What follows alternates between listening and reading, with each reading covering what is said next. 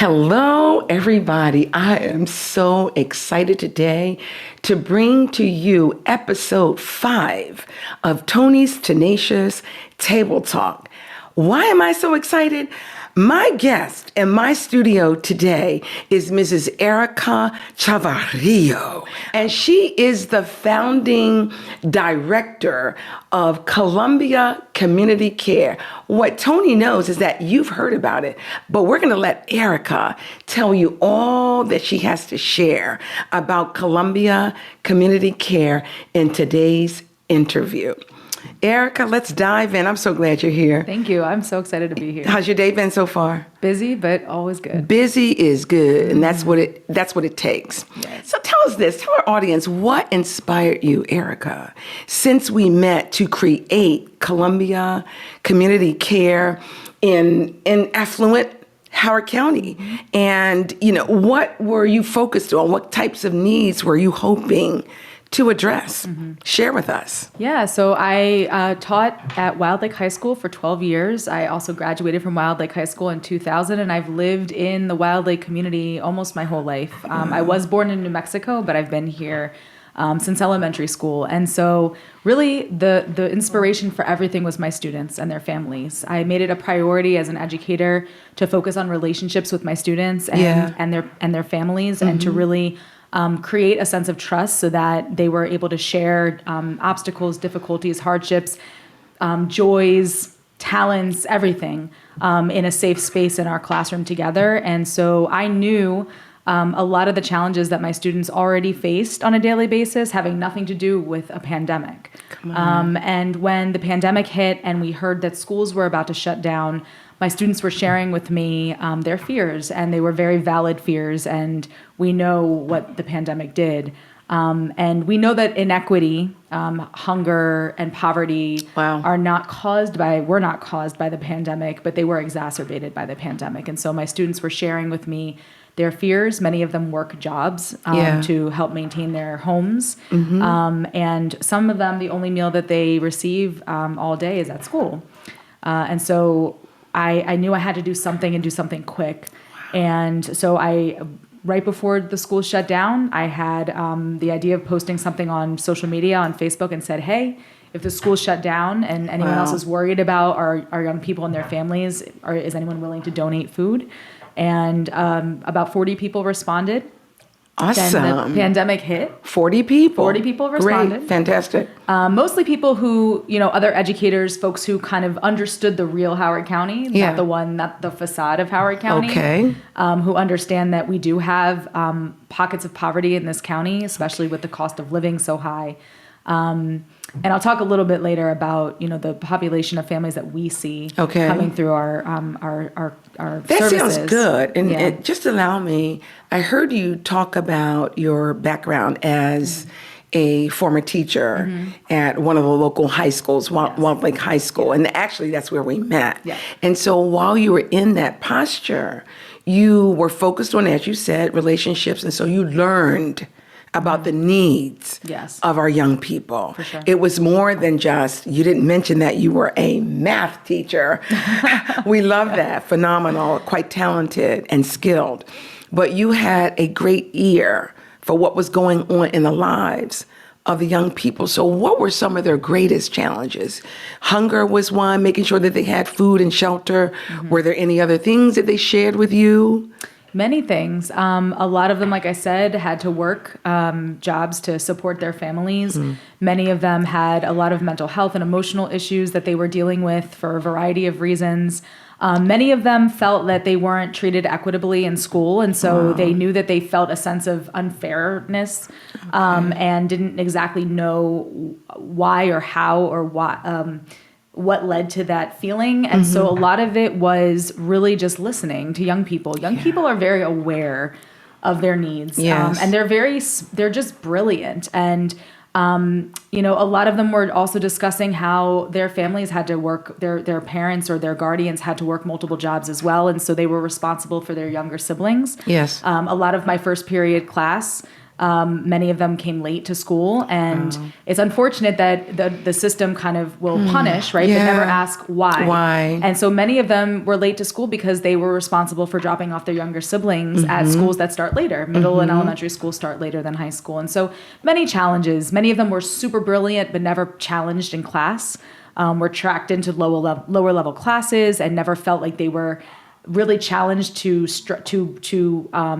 develop their skills and their passions, and that was a problem. I like what I hear in you. I shared with you before our interview that before I find out about what a person does and what their skill set is, I want to know who you are. Yeah. And so you have graciously shared with me, even prior to this interview today, who you are. And like me, you care about people. And so one of the greatest skill sets that I know that Erica has that we share is bringing a listening ear. Yeah. You can't identify the needs of anybody. Right. We're talking about students in this case who are also citizens of our county. Yep.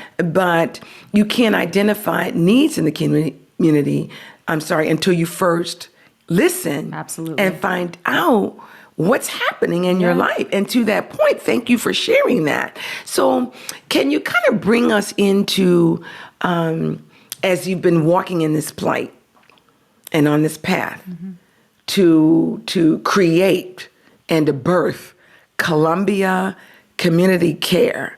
Can you tell us what that process looked like? Sure. I know you can. Yeah, I can. It was a long journey, and it took a lot of heart from many community members. I say that Columbia Community Care exposed the need that many of us knew already existed in the county, but it also exposed the power of love. And the power of community and what is possible when we all come together and care for one another. I was taught in New Mexico the power of community, that everyone is a valuable member, that no one is disposable, and that if one person is unwell, we all are unwell. And that was something that was instilled in me. And so the process of Columbia Community Care was really about that. Yeah. What we actually did was we started collecting donations. Donations started pouring in. They were in my kitchen at one point, and on my front porch, as all the neighbors saw, Amazon boxes piling up. But we really, we went around to different schools across the county to try to observe where we saw most of students coming to get the lunches that they were serving outside of the building at that time. Yeah. And we just set up shop. We put tables out, and we said, you know what? If young people and their families are going to be walking almost a mile or more or driving to come get one meal, we want to make sure that we are augmenting that with entire groceries so that they can sustain their families for more than just a meal. Exactly. And so we set up tables and we gathered donations. We started separating them into groups and categories, and people would come through the lines, and we had probably blew you away. It did. Yeah. We had our home base at Swansfield Elementary School. Swansfield. And then we dispersed our products to 5 different sites across the county. Wow. And one of the things that I mentioned, we think about listening, right? And the power of absolutely. That. That was, we had to do that. That is the most important thing when we're interacting with families. Yeah. We want people to show up and feel welcome. Yes. To feel like we respect their humanity and that we care and that they feel dignified, because it is a humiliating process to have to go and stand in a line for food. It is. We listened to what their needs were. What are the needs of our community? Are we addressing those needs? Are we providing culturally responsive food items? Are we providing fresh foods and vegetables? Wow. So listening is always a part of that process. And I like that. And I heard you say something else that really took residence within me as an individual. You talked about your native land and that you're from Mexico. But you reminded me that what spans across all geographical boundaries is love, value for people, irrespective of our place of national origin. And see, that's what I'm about. Yeah. That's what this platform is about. And that's what drew me to invite you to be a part of it, because that's the background of Toni's Tenacious Table Talk. Yeah. I value people, and there's something inherently great in everybody. Everybody doesn't know that, though. Right. So thank you for having that kind of value that started way back when you were a little girl from your country. So now take us into where Columbia Community Care serves. You're throughout this county. Yes. You have so share with us where the locations are. And just before we move, I just want to clarify Sure. because I don't want to misrepresent. Yeah, I'm from New Mexico. New Mexico. The state. So born in this country in New Mexico. Thank you. The land is native. I grew up around Navajo mainly, indigenous peoples and New Mexicans. And so that entire culture values community. Wow. And it's just such a power. It's called the Land of Enchantment, and it really is enchanting. It is beautiful, and I carried that with me to Maryland, and that's something that is very powerful in my life. Wow. And is very special to me. So I just wanted to clarify. Thank you so much for that clarification. That's very important. Yes. But yeah, so right now, when we started, we were at 5 different schools across the county. Okay. And we were operating 7 days a week for, I think, 5 hours a day. Ooh, wow. Rain. You were working. Oh, we were working. You were working. I mean, any weather element, it didn't matter. We had people saying, "Are you still open in the rain?" And we said, "People are still hungry when it's raining, so we stay open." Look at that. And now, obviously things have changed since the pandemic, and now people are back to work, but we still have the need, right? And it hasn't gone away, and it certainly hasn't even decreased. In fact, it's increased. I can agree with you on that because I know that to be true, and something that if you'll allow me, something that I say to people all the time is that working class people in Howard County and in other affluent areas need help. Absolutely. I mean, there's just on the spectrum of being poor, not having much of anything, to being quote unquote middle class and having a little something, and there's still a need for more. Versus perhaps an upper class where maybe the needs aren't as massive. You got a lot. So thank you for recognizing that. Because I know food banks close. You know, you talk about you guys operate 7 days a week. So come on, take it away, Erica. Yeah, I mean, what you're saying is so true. And actually, it matches the data. Exactly what you're saying matches the data that we see in the population that we serve mainly. So not only, but mainly. So right now, since things have kind of adjusted along the way, we're at 3 different locations in Howard County now. So we're at Wild Lake Interfaith Center. Great. Long Reach Village Center and the Barn in Oakland Mills. And we're there that's our in-person sites on Saturday mornings. We're there usually, it's supposed to be 10 to 12, but typically we open up. Look to that camera and tell our viewers those 3 locations again. We are at Wild Lake Interfaith Center, Long Reach Village Center, and the Barn in Oakland Mills. Typically, we're open from 9:30 to 11:30-ish, or depending on whether we run out of our products and food. But definitely most sites open up around 9:30, even though our hours do say 10. And that's on Saturday mornings, every Saturday morning. And we also have a free delivery service. So anybody that can't get to our sites on Saturdays, our elders that can't leave the home, anyone who's sick.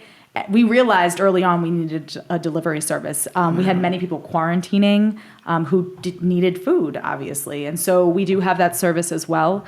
But to the need, right? To the need. We know that United Way of Central Maryland, they put out a report that says that 23% of households in Howard County fall under what's called the ALICE indicator, which is asset limited, income constrained, employed. So these are families that are working full-time jobs and maybe are right above the cliff of the federal poverty level, so it knocks them out of any social services or any services.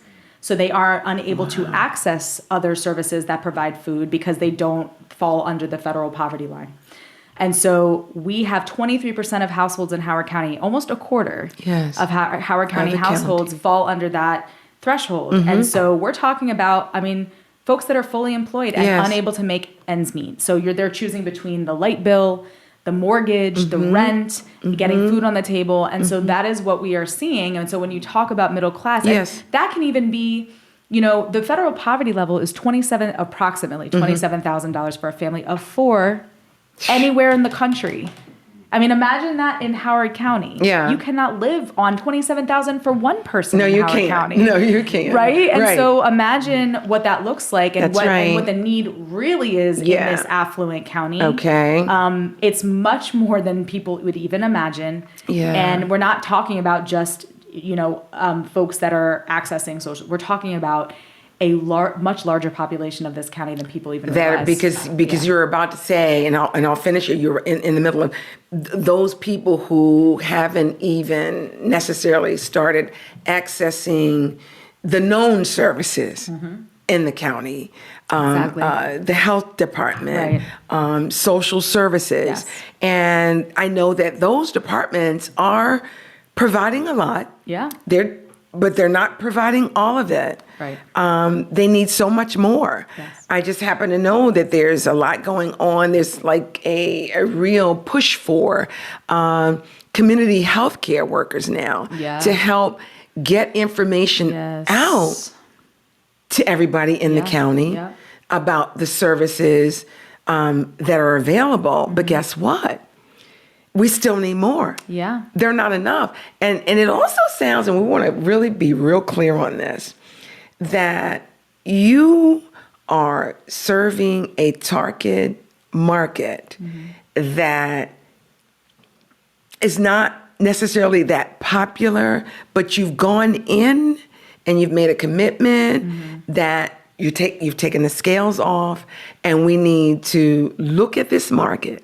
It may be, you gave the stats and the data, but it may be a small, but it's significant enough because you and I know that it's growing. Yeah. And we have to care about those people who are in that market. It could be you and I. Absolutely. Who are in that. Really. Yeah, come on, let's keep it real. From day to day. From day to day. And, we go amongst people and we may be judged because, oh, you need something. You don't look like you need anything. Well, do I need to look like I need something? Right. Yeah. Right. But I just wanted to interject that and to compliment you, Thank you. for being bold enough, courageous enough Thank you. to dig in. Appreciate And that. I'm with you. Thank you. Absolutely. Tony's Tenacious Table Talk partners with Columbia Community Care. Thank you. To meet its needs and to fulfill its mission.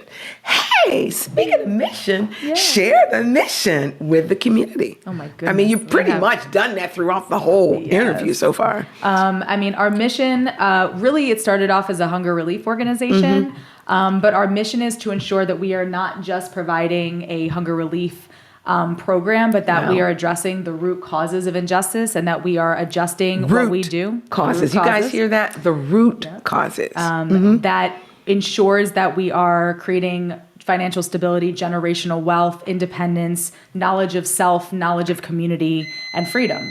And so we do that through a variety of programming around 4 pillars. Okay. We have liberation, education, health and healing, purpose, pathways, and essential resources. I saw that on your website. Yeah. Looks really good. Thank you. You're welcome. Really. Educator at heart.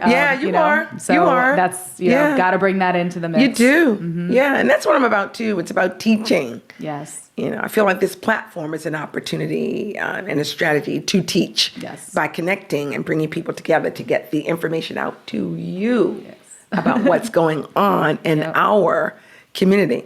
So, how do you measure the effectiveness of this wonderful operation of Columbia Community Care in the county? How do you measure it? I know it's effective because you're meeting the needs of a lot of families, hundreds.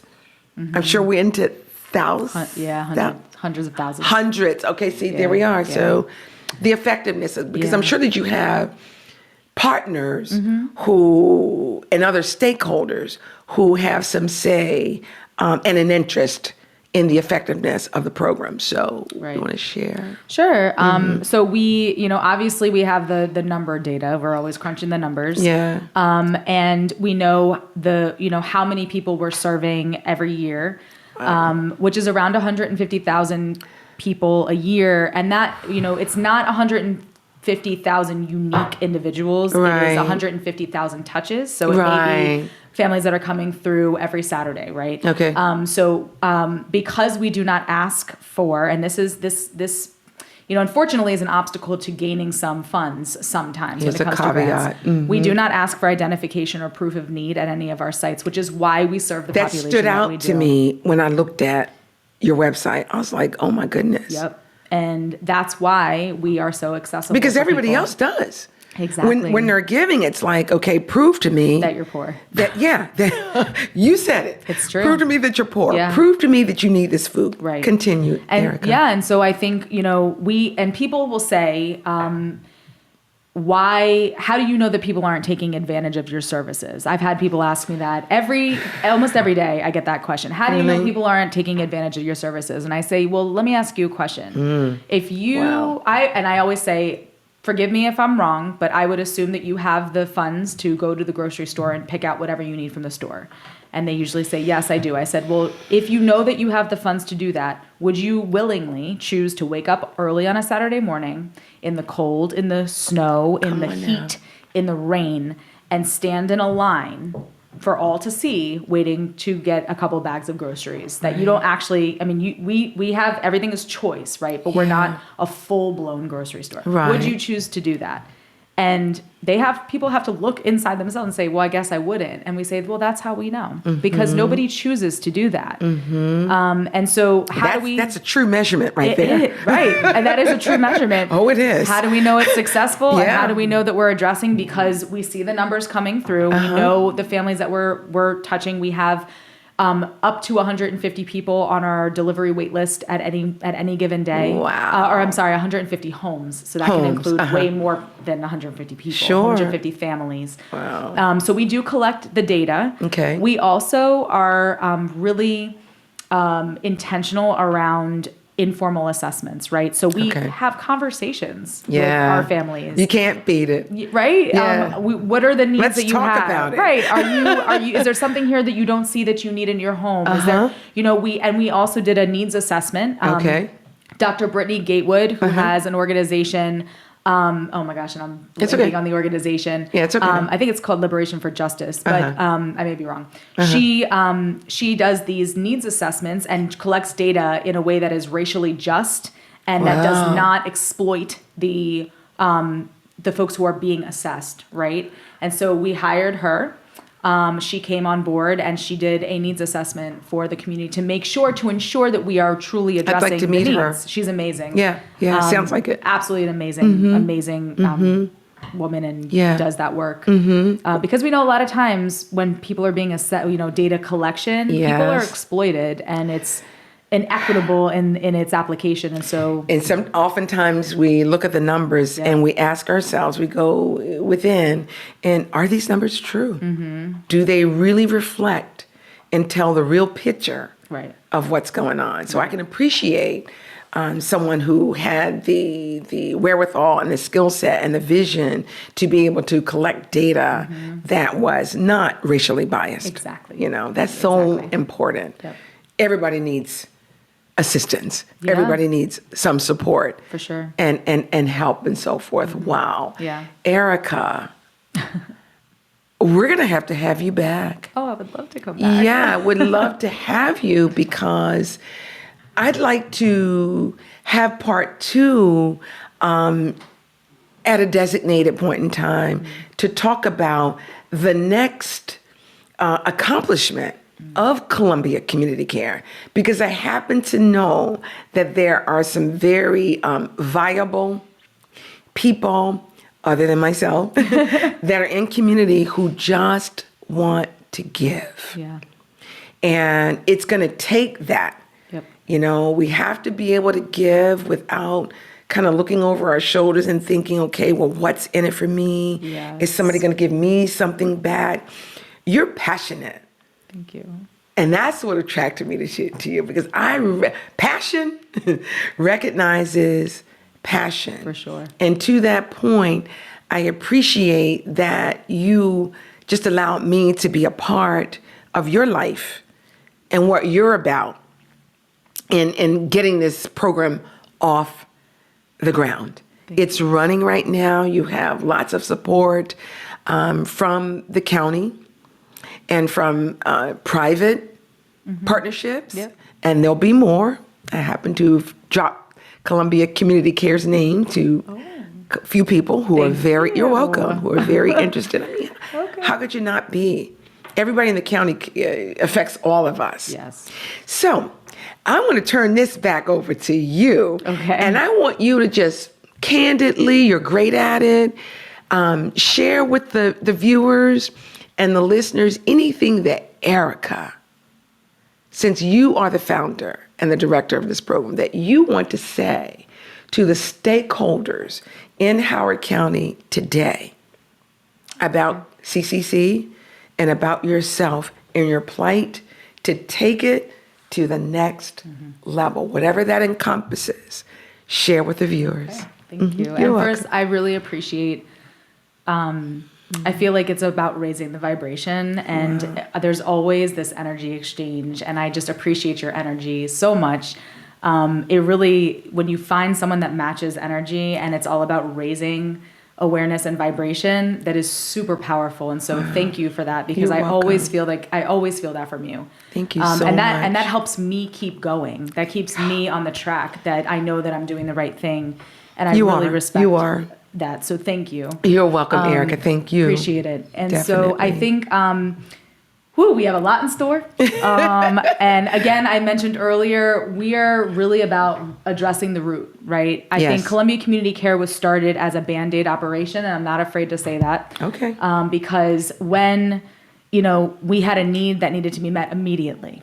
And the need was always there, right? Yes. But it really was a Band-Aid operation for a systemic problem. Wow. And so what we are trying to do is, while we are continuing our hunger relief services, because we're not going to give that up, right? People are hungry now today, right? That's right. And so while we're continuing with those services and ensuring that our community is fed, we are trying to create programs and advocacy work around addressing the root causes of injustice and inequity, poverty, racism, etc. Wow. And so all of our pillars are focused around addressing root causes and trying to collaborate and partner. Everything we do, all of our programs are with partners and collaborators. Okay. So we do nothing alone. Columbia Community Care is all about that mutual aid, coming together, partnering with everyone. So for example, we created a community garden at our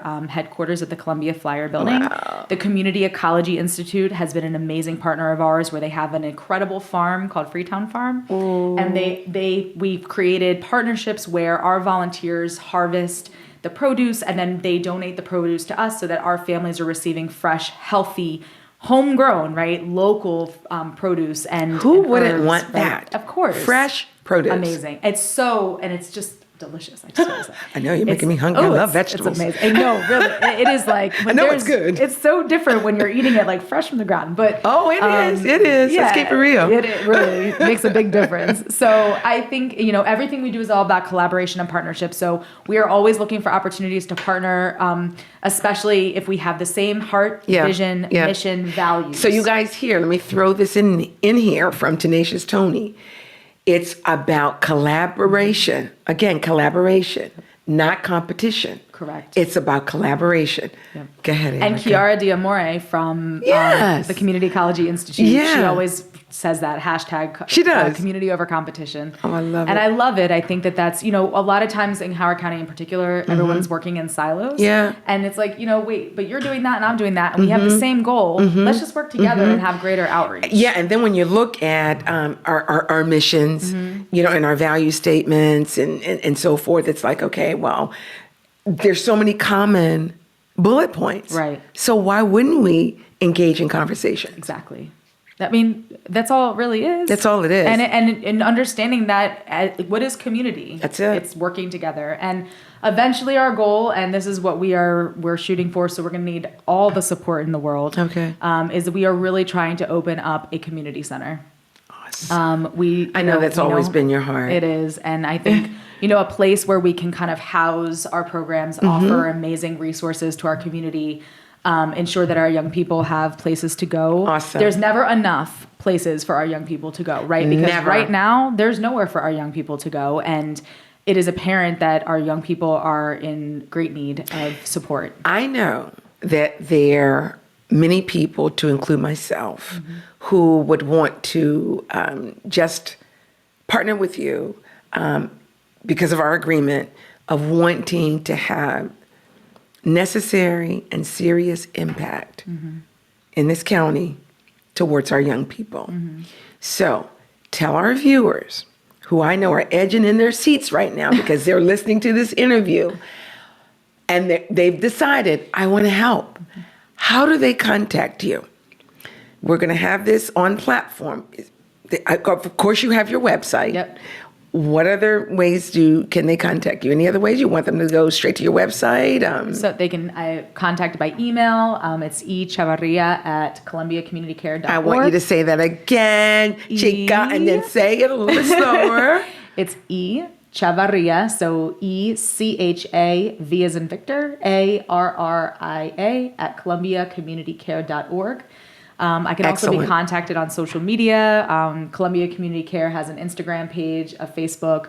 We have a Twitter, which I think we need to change our Twitter. But okay, gotcha. Instagram or Facebook, you can always contact me there. So the platforms are there. Platforms are there. Okay. And then, and I'm around. I love, if anyone gives me a call or wants to chat, I'm down for the conversation. Okay, that sounds really good. I know you're going to have a lot of conversations as a result of this interview. At least that's our prayer. And so it's going to happen. Absolutely. This has been phenomenal. It has. This is so fun. Yeah, it is. So thanks for coming. Thank you for having me. Oh, you're welcome. You're welcome.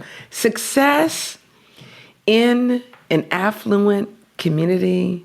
And this is all about community care in a budding and blossoming area that is known nationwide to be one of the most affluent counties in our country. And we love that, and we pride ourselves on that. But with that, we want to make sure that we have a voice and that our hands are to the task to make sure that we are taking care of everyone who's in our community. Absolutely. Okay. That's what it's about. Yeah. So thank you so much again, Erica.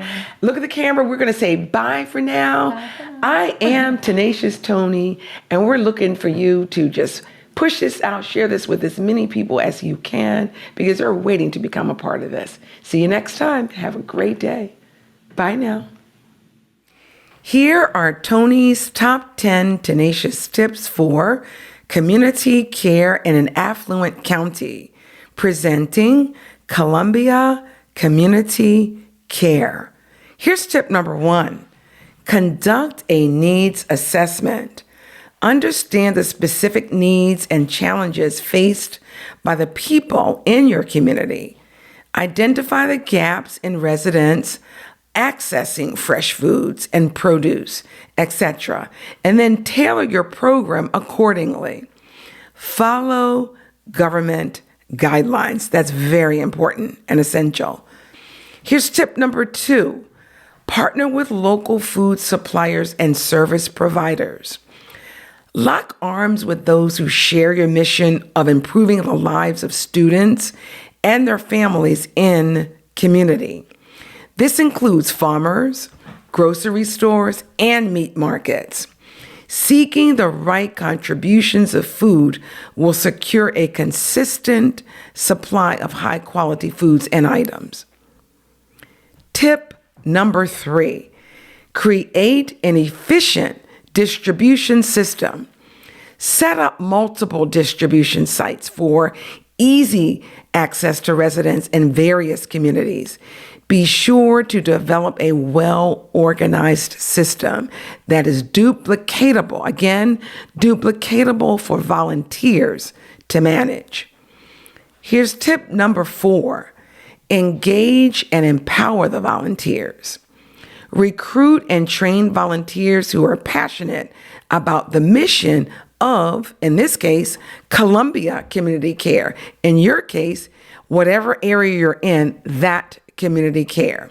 This must include comprehensive training on food safety, program guidelines, as well as customer services, the driving force.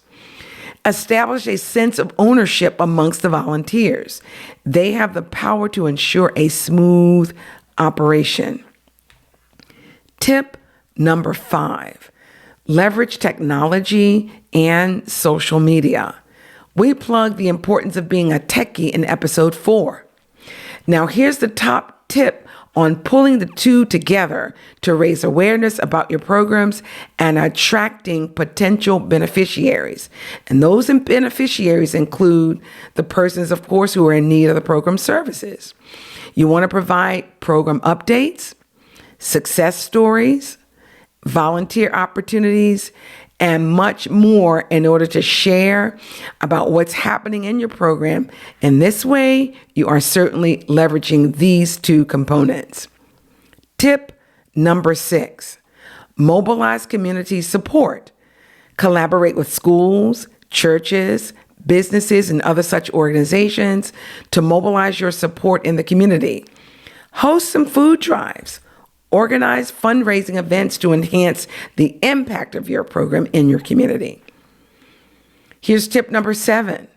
Develop a funding strategy. Grants, individual donations, corporate sponsors, create a diversified funding strategy and a wide array of givers.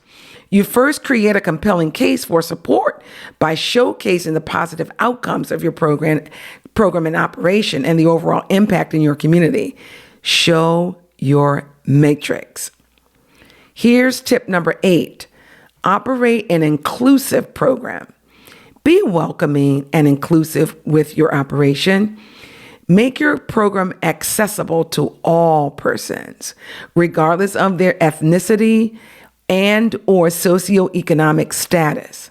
The people you serve should feel free from judgment. Make them walk away from your program feeling valued and respected. Here's tip number 9. Define measurable goals. What you want to include in your matrix of measurable goals are the following: the number of people served, the quantity of food distributed, as well as the ratio of engagement with community stakeholders. Consistently assess your program's operations so that you'll be able to identify the areas that need improvement. And finally, here's tip number 10. Continuously innovate and adapt. Stay up to date with best practices in community care. Gather and use the feedback you receive from recipients, volunteers, as well as your partners. Institute innovation such as mobile food units, online ordering, and delivery services. Now you have it. These are Toni's top 10 tenacious tips for community care in an affluent area.